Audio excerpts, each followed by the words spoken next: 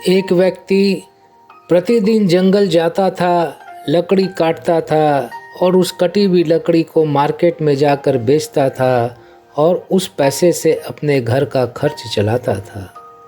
एक दिन की बात है, वो व्यक्ति लकड़ी काटकर जंगल से वापस आ रहा था। तभी उसने देखा एक बूढ़ा व्यक्ति बैठा है। वो उस बूढ़े व्यक्ति के पास गया और बोला, बाबा, आप यहाँ बैठकर क्या कर रहे हो? बाबा ने कहा, मेरी छोड़, लेकिन तू मूर्ख है। उस व्यक्ति ने कहा, मैं सुबह से शाम तक काम करता हूँ, मैं मूर्ख कैसे हुआ? बाबा ने कहा कि जहाँ तू लकड़ी काटने जाता है, अगर तू थोड़ी दूर अंदर और चला जाता तो तुझे वहाँ लोहे की खान मिलती और तू उस लोहे की खान से लोहा निकालकर ज़्यादा पैसा कमा सकता था। उस व्यक्ति ने कहा, बाबा, अगर मैं लोहे की खान के लिए अंदर गया तो मेरा लकड़ी का कारोबार का क्या होगा? उस व्यक्ति ने कहा, मैं इसीलिए तुझे मूर्ख कहता हूँ। तू आने वाले लोहे की आमदनी के विषय में नहीं सोच रहा, तू जाने वाले लकड़ी के आमदनी के विषय में सोच रहा है। और जब तुझे अच्छी चीज़ मिलने वाली है और जो चीज़ जाने वाली है वो उतनी अच्छी नहीं है, तो तू दुख क्यों कर रहा है?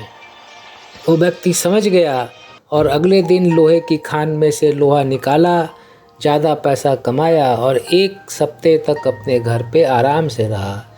एक सप्ताह बाद दोबारा आया और लोहा निकाल कर दोबारा जाने लगा। बाबा ने फिर कहा, तुम मूर्ख है। उस व्यक्ति ने कहा, बाबा, अब क्या हुआ? मैंने तो आपकी बात मान ली।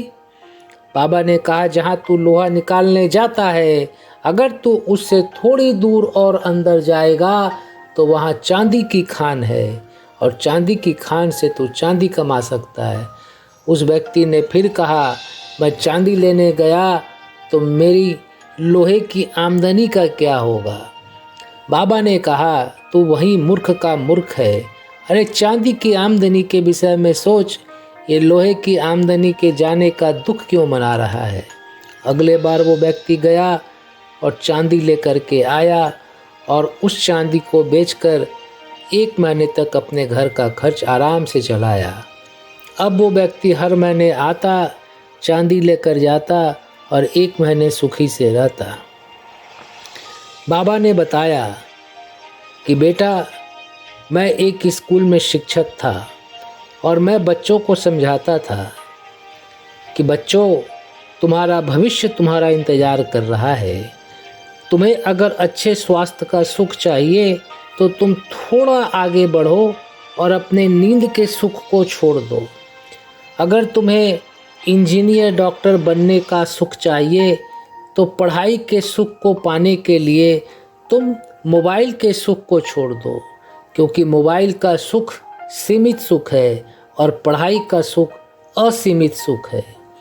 अगर तुम अच्छे दोस्तों के सुख को पाना चाहते हो, क्योंकि ये अच्छे दोस्त तुम्हारे जीवन को आगे बढ़ाने में मदद करते हैं, तो तुम बुरे दोस्तों को छोड़ दो। लेकिन कई बच्चे मेरी बात नहीं मानते थे। वे कहते थे, हमें दोस्तों से लगाव है, दोस्त अच्छे हों या बुरे हों, है तो हमारे दोस्त। और वो नींद का सुख पाने के कारण अच्छे स्वास्थ्य का सुख छोड़ देते थे, मोबाइल का सुख पाने के कारण पढ़ाई का सुख छोड़ देते थे और अपने भविष्य को अच्छा बनाने में अपनी मदद नहीं कर पाते थे। इसलिए बच्चों, अगर तुम जीवन में आगे बढ़ना चाहते हो और आगे बढ़ने का सुख पाना चाहते हो तो ये छोटी मोटी चीज़ों को छोड़ना पड़ेगा। इनके छोड़ने के डर से तुम प्रभावित मत हो, क्योंकि जब तुम इन्हें छोड़ोगे तभी तुम किसी बड़ी चीज़ को प्राप्त कर पाओगे। क्योंकि तुमने देखा, जंगल में उस व्यक्ति को चांदी की खान तब मिली जब उसने लोहे की खान को छोड़ा। लोहे की खान उसे तब मिली जब उसने लकड़ी को छोड़ा।